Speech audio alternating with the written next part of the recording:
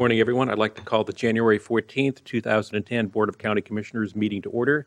You'll notice that Chair Peterson is out today. She's at a Transportation Research Board conference in D.C., and hopefully she's also able to lobby for some good dollars so that we can get our transportation projects in place, of which we have many. So first thing up is citizen communication. We have a number of people signed up, and you will all have 3 minutes, and bear with me as I struggle through maybe some of the pronunciations. So the first person that I'd like to call up is Virginia, and I'm having a hard time with the last name. Is there someone in the audience? Virginia?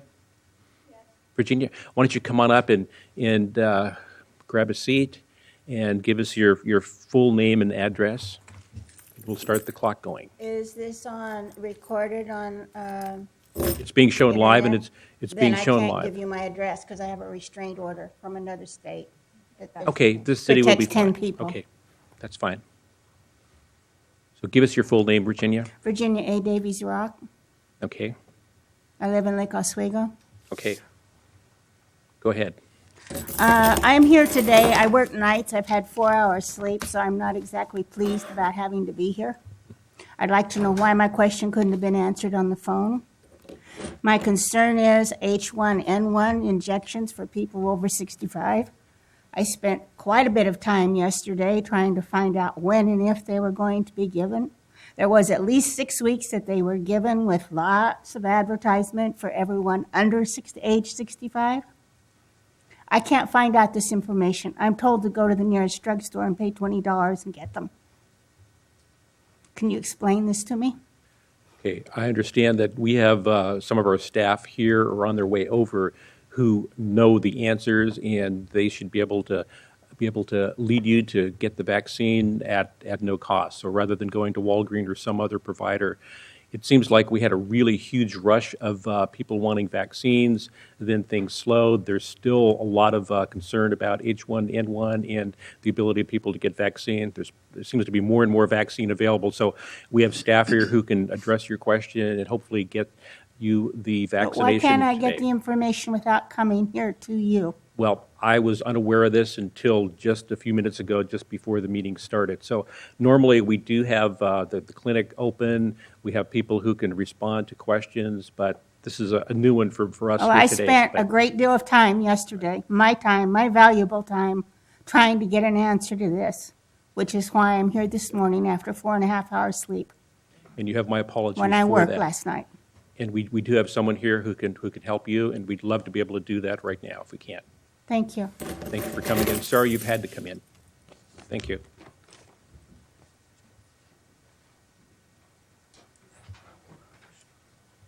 Okay. Okay, we have a few more people. Let me call 2 folks up, Laurie Hine, and I have another person who just gave me their first name, Shannon. So Laurie Hine and Shannon.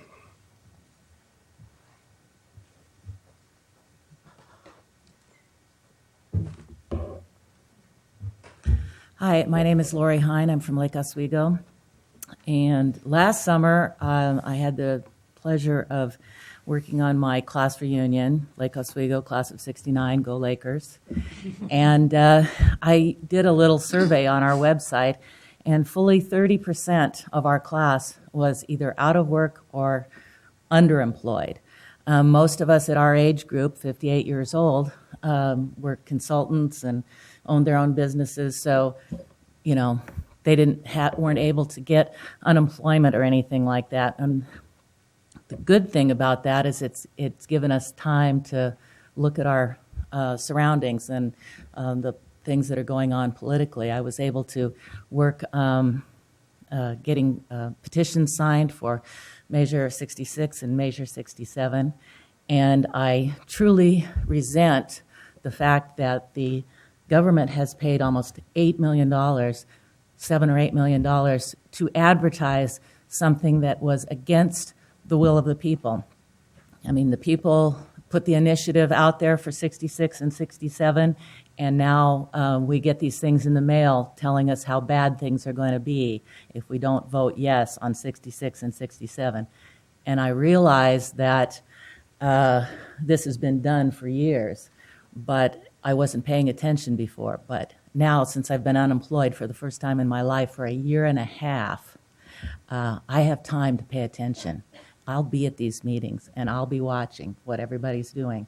And I think that everyone in the county and everyone in every aspect of the government should take a cut in pay. I certainly have, and they should too. So, thank you. Great, thank you. My name is Shannon. I live in Clackamas County, and amongst many other taxes and fees, I pay property taxes on my home in Clackamas County. I thought in tough times like these, my local government would be tightening up budgets, delaying expenditures, and watching every nickel, just like the rest of us. Not so. Some time ago, I received a great deal of information from the Oregon Secretary of State on Measures 66 and 67. It's called the Voters Pamphlet. Then I opened my mailbox this last Monday to find a wasteful use of my tax dollars. The Clackamas County Commissioners sent me this mailer. This mailer contains information already in the Voters Pamphlet. In a time of much touted budget gaps and shortfalls on the part of local government, I find it puzzling why the 5 of you would choose to spend county funds on this. How much did you spend? How much time did county employees spend on this? How many addresses did you send it to? And how much was the postage? Would it have been cheaper to buy one of the arguments in favor advertisements in the voters pamphlet, which was only $500? I also want to point out that your mailer is completely biased. None of you may recognize this, since I see from ORSTAR, that's the online reporting tool for political action committees, that all 5 of you are on the side pushing for a yes vote on this. All of you contribute to or receive contributions from people or organizations that support one political party. Aren't your positions nonpartisan? Doesn't that mean that if you're going to inform us of anything, that it should be unbiased? But I'm here, so I'll continue with my own thoughts. On the yes side, it lists general statements taken directly from the voters pamphlet about the money being raised from the measures providing various services, and of course highlighting education, healthcare, and public safety as chief amongst those services. No mention of the impact on small business owners, nor on jobs that will most likely be lost. No mention of extending the economic downturn driving businesses out of our state, or the reduction in workers' pay and or benefits. On the no side, your mailer lists all the reductions in government services that would occur if these measures didn't pass. I'm sorry, did I miss the Oregon State Legislature putting out a specific list of which government services would be cut and by how much if these measures don't pass? No, I didn't, and I'm sure you didn't either. Oregon's budget is huge, and we don't know what cuts will be made, if any. The decision for this mailer, I was told, came from a county commissioner work session in December. If you can decide to spend taxpayer dollars in work sessions without ever bringing the issue up in the board meetings, then why aren't work sessions also videotaped with the agenda, meeting minutes, and video footage on your website? The funny thing is, I've read every page of the voters pamphlet along with your mailer, and there is one piece of information that is very germane to my voting. Great, thank you very much. Thanks. I'll call up another person, Cindy Tyree. Sorry if I mispronounced the name, but Cindy Tyree from Wilsonville.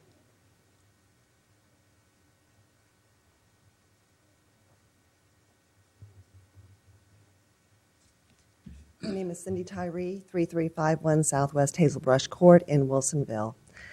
I'm here today because I also am outraged that this commissioners group would send out this piece of propaganda. And not only did it send it out, is I received it at my business, which happens to be in Washington County. So I wonder, how legal is it for Clackamas to spend taxpayer dollars to send propaganda to Washington County businesses or residents, and how much of it was done outside of the county? When I spoke to your office, they told me it was for educational purposes. Education means teaching facts. This is not facts, this is speculation. And if all of you up there were from the opposing party, opposing opinion, if you had chosen to put it out what the other side is saying, I think you would agree that if you were back here in my position here, you would be equally outraged. This is unethical, probably immoral, and I'm not sure about the legality of it. I was told that the Secretary of State approved this. Well, obvious, she's also for this measure. You're supposed to be nonpartisan, representing your constituents, not representing this bureaucracy of a government. You're representing what is best for the people. And by putting out one-sided of information that's not even factual, it's just unbelievable.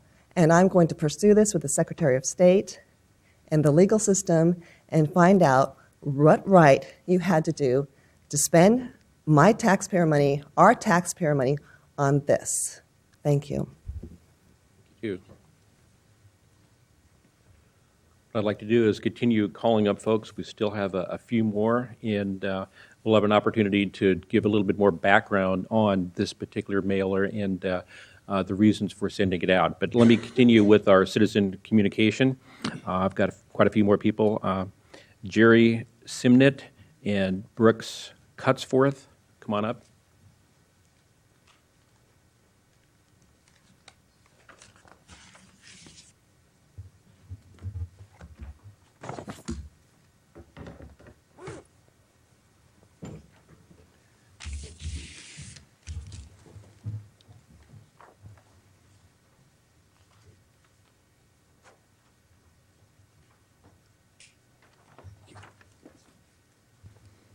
Go ahead. Good morning, and thank you for the opportunity to speak before you. My name is Jerry Simnett. I live at 168 Northeast 22nd Avenue in Canby. I am a member of the Farm Bureau and am currently chair of the Government Relations Committee for the Oregon Association of Nurseries.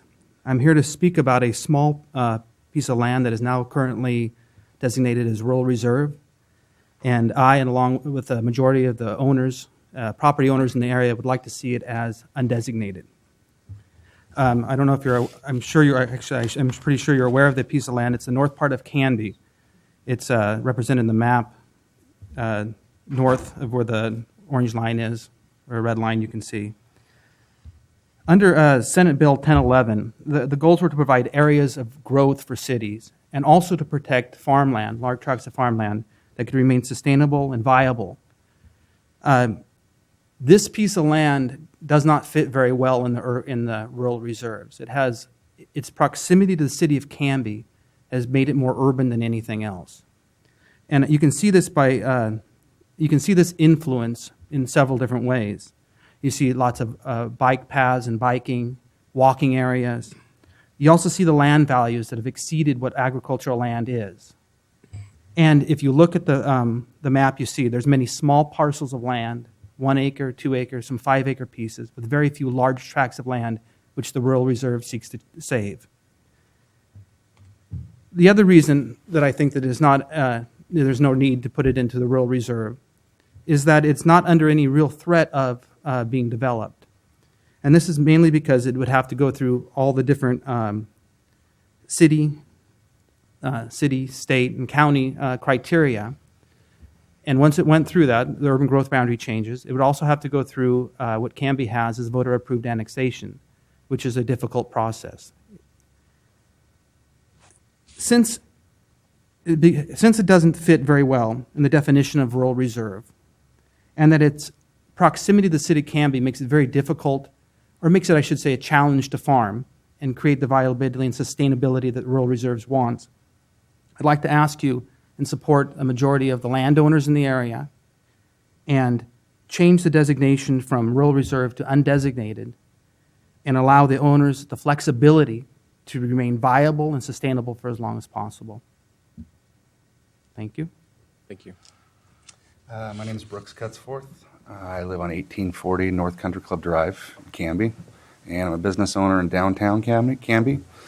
And I'm here to talk about the same issue and the impacts it has on downtown and the current plans that the city has and the urban renewal district has. Being a downtown business owner, we've been in business for 81 years, and we've always been located in downtown Canby. We've remodeled our store 5 times. We've really been working hard with the city to revitalize downtown. and this has been an ongoing issue. My grandma was on the Planning Commission for 27 years in Canby, and this was an issue they were dealing with back then, is trying to get Canby to sustain a downtown, a historic downtown. And there's always been obstacles to this. But currently, the Urban Renewal District that was formed approximately 10 years ago has generated funds from the industrial park to re-energize the downtown and the business community in Canby. Those funds, last year, they used $1.9 million in downtown in urban renewal funds to try to generate more draw. The land that we're talking about north of downtown is in close proximity. It was a natural growth of the city up until about the 70s. So for about 40 years, it has not really grown north, and it is a natural direction for the city of Canby to grow, and downtown would benefit from having growth that way. There's so many barriers already to downtown that they're trying to overcome, which is the railroad and the distance of 99E that runs right through the heart of Canby.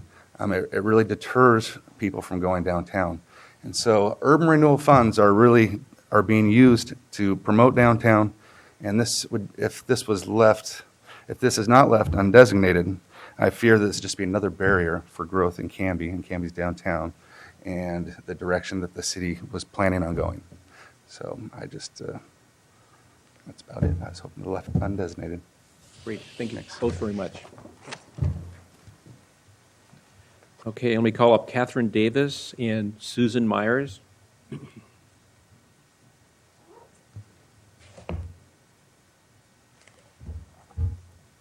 Hi, my name's Catherine Davis. Thank you for allowing me to speak. I'll try to be brief. I too wish to ask that this land north of Canby be left undesignated. I grew up in Canby. In the olden days, we had no Fred Meyers. We had no Kentucky Fried Chicken. We now have those on 99E. It's quite convenient. We no longer have to drive out of town for more than just what the things we needed at the grocery store and the tire store and the little variety store that closed years ago. I might be repeating myself because I'm a little nervous, but I worked on the Planning Commission. I was actually served with Brooks's grandmother on the Planning Commission years ago.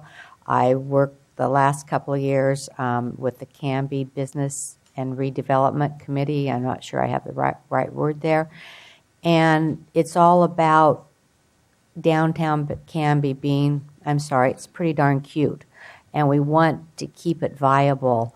And as Canby, some of Canby's residential growth went on the other side of the highway, a lot of those people just live in Canby and take off and work in Oregon City or work in Portland and shop that way. And lots of times because of 99E and because of the railroad, they don't come downtown. And so urban renewal has made downtown something they want to keep really viable. Our family actually built a commercial building downtown Canby because there seemed to be so much direction to really keep the city hall downtown and just not let everything move out of the core. And so this area that we're talking about is outside the urban growth boundary.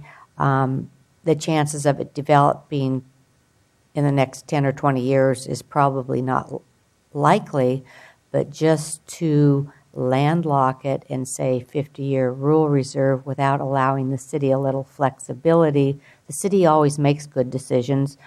They don't willy-nilly annex and allow a lot of growth in Canby. I think it's why it's still a very, very desirable community.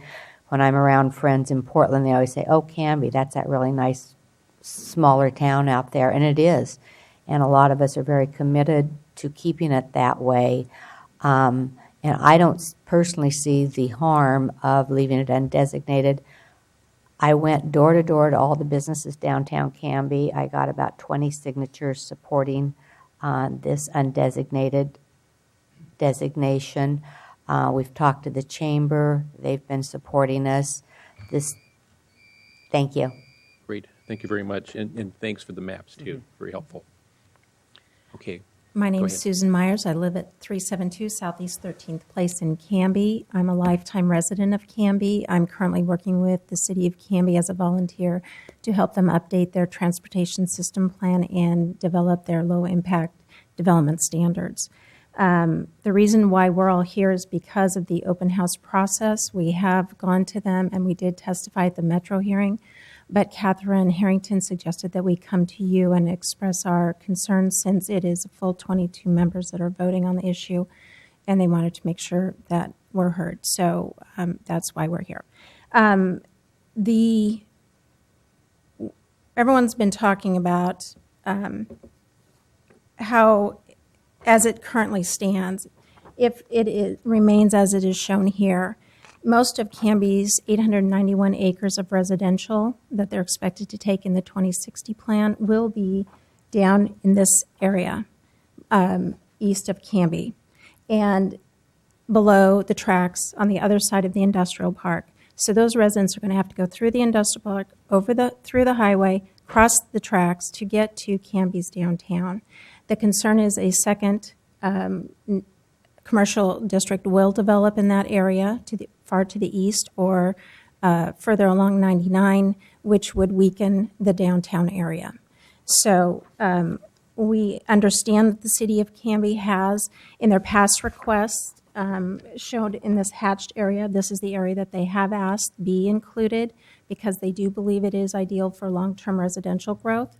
The landowners agree, the downtown businesses agree. I agree from a transportation perspective because trying to get, we already have challenges with level of service of people crossing over the highways. From a livability perspective, this land is walkable to downtown. There's a lot of biking that already goes on in this area that would be continued, and it would give, by giving Canby the opportunity to master plan this, they would be able to tie together the parks. As long as this is farmland, the farms are not able to allow the public to cross due to very real liability issues. We know that your Clackamas County's response to Canby is that this area is too valuable of soil. That's why I brought your Clackamas County soil map. I have input this dark blue line right here, kind of L-shaped, to identify the urban growth boundary here, and then the line that the City of Canby and Clackamas has agreed on as the northern border. This is this line right here. If you look below that, I'm sorry, it's kind of confusing. On this soils map, you'll see that it is all yellow. That is 215 acres of pure Canderley sandy loam. Canby is built, I would Go ahead and politely finish that request a thought. couple more minutes. Just finish. Canby is built on over 661 acres of Canderley sandy loam. This area that is left to the north, there's a total of 574 acres that Canby Canby has asked, and we are continuing to ask, be included as undesignated. Within that area, there is just approximately 100 acres. It's a very thin strip running east to west. It is spread over a multitude of property owners, approximately 15 property owners.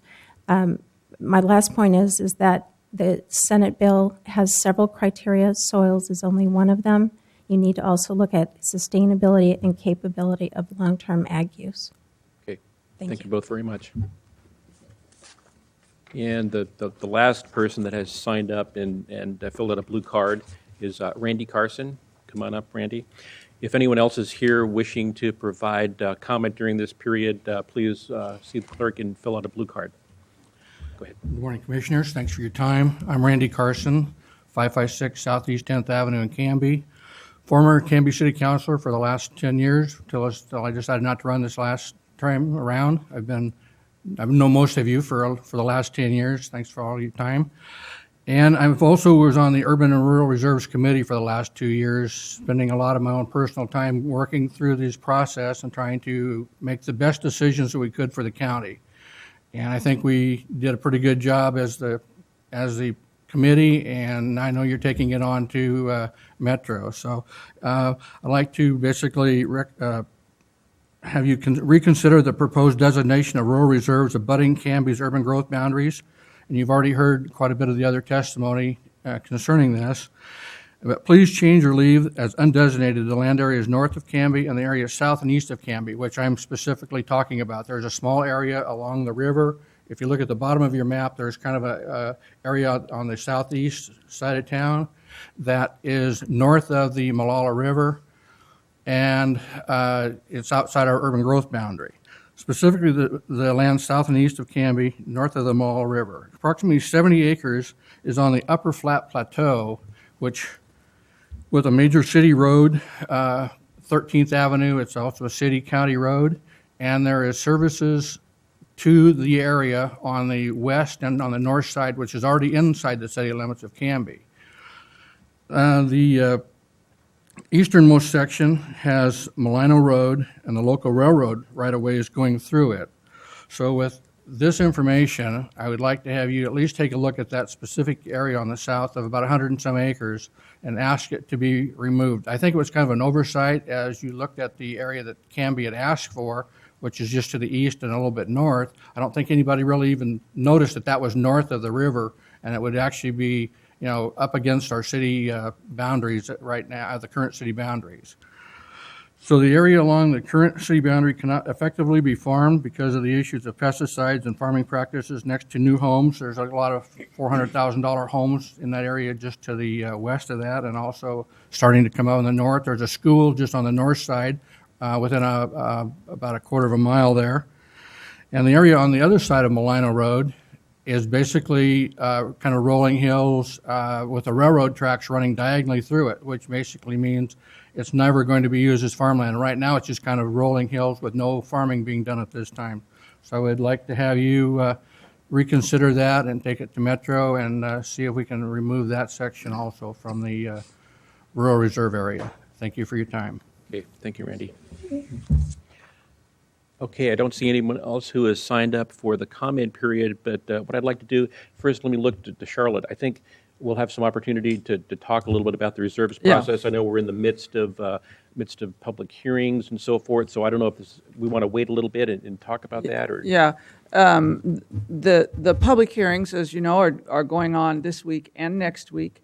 And I've been adamant about it at every level that this continues to be a process, a genuine public hearing process. So we're very grateful for you to coming in today, and we want to hear all of the testimony through these public hearing events. And I continue to meet with people almost every day to talk about different pieces around the region. And I know Metro is on a tight time schedule, wanting to wrap this up by the 1st of February. But I just mentioned to them at MPAC last night that if it takes longer, if there's more information that comes forward out of the public process, then we need to have the flexibility in the timeline to be able to reconsider any of these things from any direction. So things are definitely still in play. We continue to discuss these almost on a daily basis at the commission level and then at Metro, and appreciate the information. And it's things are still lively, definitely lively. And Commissioner, I understand there's another public hearing tonight at Metro. Tonight at Metro. I don't know the times. They're all listed on Metro's website, and I think they're on our screen right now. Next week there's one in Hillsborough on Saturday, and then next week, Tuesday, Wednesday, Thursday, are Sherwood, Wilsonville, and Oregon City here. So many opportunities, and you're welcome to testify at any of them, all of them. Thanks, Commissioner Lehan. Okay, now just a few little tidbits about the why we sent out this flyer. We did have lots of discussion about these ballot measure issues. We've had discussions at probably different levels. Several of us are involved at the Association of Oregon Counties. We've had some, let's just say, rousing discussions there about merits of the what the legislature did and what's proposed now in terms of ballot measures. So one of the reasons I think we thought this was serious enough to get what we thought was factual information out is that for many of the services that the county provides, we definitely partner with the state. Most of the dollars coming through either stem from federal dollars, state dollars. We provide a lot of health and human services, if we pick that category. And the majority of those funds come through the state. And so we were concerned about, what are potential effects of these measures upon some of the folks who would be most gravely affected by any lesser services. So we had lots of discussions about what to do in the past when we've had some important issues come before us. And a lot of us weren't here then, but I think one of the prime examples would be the library district that was proposed a couple years ago, maybe 3 years ago by now. But it was proposed, and the county at that time decided to be very factual and send out some very factual information about what the effect of that particular library district would be, how much it would cost, without any indication as to how voters should vote. And likewise, we thought it was important enough that the citizens understand the issues. And granted, there's a lot of information out there. Some may be more accurate than others. So we researched it very carefully, tried to be as specific as possible, didn't put anything in the flyer that indicated that the voters should go one way or another. It's the voters' ultimate choice to decide how to deal with these measures. There's nothing on here that says vote yes or vote no. We had this information checked out through the Secretary of State's office before we sent this out. We sent this out only to Clackamas County households. Now, if people change no, excuse me, please. Let me just say that our intention was to send it to Clackamas County households. If there were address issues, I can't really address that right now, but our intention was to make sure that we got this out to the voters. But basically, that was our intent, to stay as neutral as possible from a county perspective in terms of getting information out. And this was the information that we had best heard in front of us in terms of what potential effects would be. We know that we don't have an absolute cut list because the legislature, depending upon what happens, so, excuse me, you've had your opportunity. The legislature will have to deal with the issue. Depends on how the vote goes. If it goes yes, if it goes no, they will need to figure out if they want to find additional revenue. We've heard that they weren't ready to go there. So one of the issues we'll have to wait for is wait for the election to see what happens. But we thought providing additional information was a good thing to do, and we tried to be as unbiased as humanly possible. Well, excuse me. Excuse me.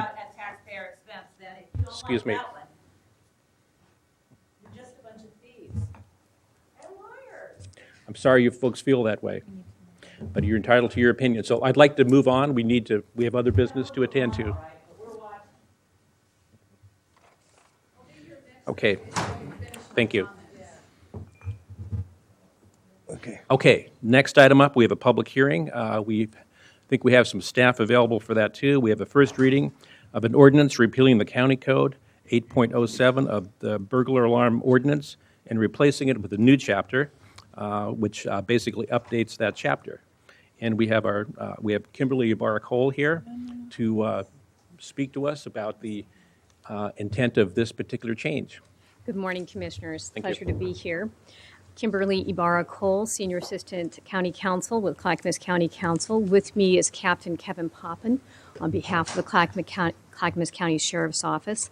That is the department that administers the alarm permit program. Together we appear in support of the repeal and the replacement of the existing alarm ordinance. The proposed ordinance before you today makes language easier to read. It is more concise. It is more user-friendly. It provides the public with clear instructions on how to obtain an alarm permit, what happens when a false alarm occurs, and it gives the alarm user an opportunity to cure a violation of a false alarm. We believe the proposed language protects the efficient use of Clackamas County Sheriff Emergency Law Enforcement Services and protects the public from unreasonable alarm noise. Do you have any questions for us? Looking around. Any questions? No. I'm not seeing any questions at the moment. Okay, so as I understand it, though, this simply updates the current ordinance and allows it to correct some of the issues we've had with it. So basically, that's the reason for updates generally. So That's correct. So I understand this is the first reading of the ordinance. We don't have any other further questions. And again, this is a public hearing, so I'll be looking to see if there's anyone out there wishing to provide comment on this issue. Nobody is rushing forward, so I'll assume we're ready to go. So I'll ask for a motion to read the ordinance by title only. Me? Sure, whoever. Chair, I move that we read the ordinance by title only. Is there a second? I second. Okay, it's moved by Commissioner Lehan and seconded by Commissioner Leininger that we read the ordinance by title only. Any discussion? Not seeing any. All those in favor, please say aye. Aye. Aye. Any opposed, say no. Looks like the ayes have it, and the motion is approved. So let me ask our clerk to assign a number and read the ordinance by title only. Thank you. This is ordinance number 01-2010, an ordinance repealing and replacing Chapter 8.07, Alarm Permit Ordinance of the Clackamas County Code. Okay, and there will be a second reading January 28th at our regularly scheduled business meeting. Okay, thank you much for coming in. Discussion items, we don't have any discussion items scheduled. We have a consent agenda. Is there a motion to approve that agenda? I move that we approve the consent agenda. Is there a second? Second. Okay, a motion by Commissioner Bernard, seconded by Commissioner Lehan to approve the consent agenda. Any other discussion about that? Not seeing any. All those in favor, please say aye. Aye. Aye. Any opposed? Looks like our consent agenda has passed. On to Commissioner communication. Let me go to my left, Commissioner Leininger. Okay, thank you. I have been doing some outreach to learn more about specific programs within our sort of wide-ranging service of programs, and I had the opportunity to tour the Building Codes Division yesterday, and that is a division that I know some people feel like government at the county level may be growing right now. That actually is a division that has gone from 47 staff people to 20 staff people in the last 12 months. And two things came to my mind. One I thought was pretty important, and that is there is still a significant pipeline of construction projects happening, and there are a lot of private sector jobs that are relying on approvals and inspections by our office. And so our team, though it's been reduced by more than half of its original size, knows that. And I was really so pleased to see how dedicated they are. And even though they've really been reduced in number, they're working hard to make sure that all the approvals happen in a timely way, because we really do care about job creation and job protection in Clackamas County, and not simply government jobs, but also, and very importantly, private sector jobs. And so I was really heartened to see our team, in the face of really significant, challenges to their operations, find a way to forge forward and make sure they're doing the very best they possibly can to support that.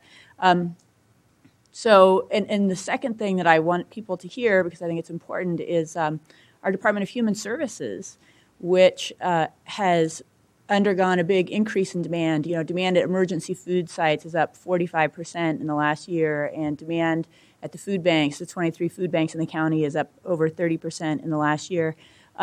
That team certainly understands that it's in a tight revenue situation, so they're actually going through this lean assessment process in which they figure out, drawing on the expertise of everyone in that team, how they can reach more people and serve more people without more money, because we know that the demand is going up and we want to meet that demand, and we want to meet it really efficiently. So I want to thank the people who work for the county for your hard work, even in the face of tough circumstances, and I appreciate your working to be efficient. Thanks. Thank you, Commissioner. Commissioner Bernard. I need to get down to Salem about 11:45, so just to make it short, so far this week, it's Thursday, right? It's Thursday spent already. some time in Salem.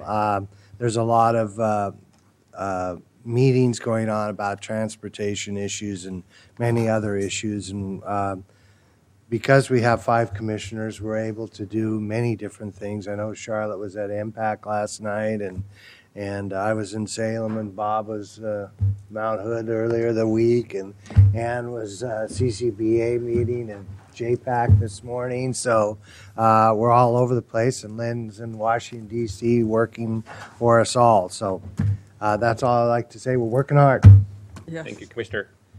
I think we covered the reserves thing earlier. I won't do any further on that other than to encourage people to attend the open houses or send in written or email testimony. Get your information in this week or next week. And then it just occurred to me to follow up with Commissioner Leininger's comments about the building department. Building codes division. I used to work as a fire inspector for the city of Vancouver, and which does the fire and life safety part of the code, and I know how annoying you can be as a regulator in that regard sometimes for people, and yet the building inspection that goes on does a real service both in being able to respond in a timely way to contractors and people who are in construction, but also protecting the public. And the best example of that is this week is the tragedy in Haiti, a place where they have virtually no building codes, and you see the impact of that. Of the lack of building codes, it happens. I mean, when the tragedy occurs, is always long removed. When there is a disaster or fire or earthquake or whatever, and buildings become death traps. So those building officials are really working to protect all of us and protect our safety and the safety of future generations. So they do us a real service. Thank you. Great, thank you. Well, I'll try to be brief as well. I've been able to visit a couple of cities recently, city of Canby and also city of Sandy, and listen to the mayors deliver their state of the city's address. And it was really interesting to see how well those cities have still, things are really tough right now, but they've been able to be strong and are weathering this financial, I think, crisis as much as they can be, as well as they were able to do so.